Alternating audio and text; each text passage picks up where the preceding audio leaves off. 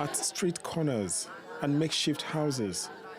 These street children, known locally as Almajiri, gather to study the Quran at schools unregulated by government.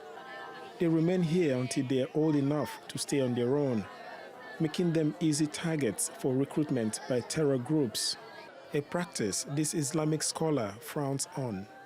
When they grow up without going to school, they feel like following whoever recites a verse to them.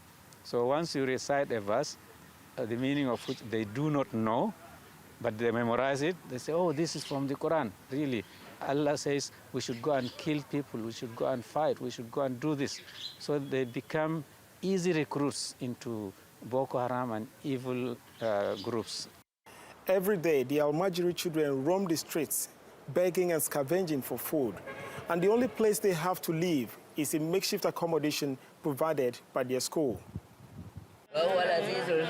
16-year-old Mahmoud Abdulkadir left his parents more than a decade ago, surviving entirely on charity donations with no formal education. But all that's changed recently. He has been enrolled into a literacy program run by the American University of Nigeria. Learning mathematics. I have been learning mathematics and the English language. Previously, I could not identify the English alphabet. Now I can count from 1 to 100. Now that I know how to count, I know that 2 plus 2 is 4. Abdulkadir and other Almajiri children now divide their time between attending school, learning the Quran, and begging. They go on the street to beg because of one or two reasons, you understand? And what do? We provide a meal per day. We don't talk about religions. We don't even go to religion. We are not even interested about your religion. What are we interested in?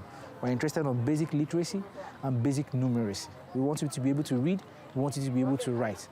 There are around 40,000 Almajiri children in Yola alone. And for now, the government has no plans to take them off the streets. Fidelis Mba, TLT World, Yola, Nigeria.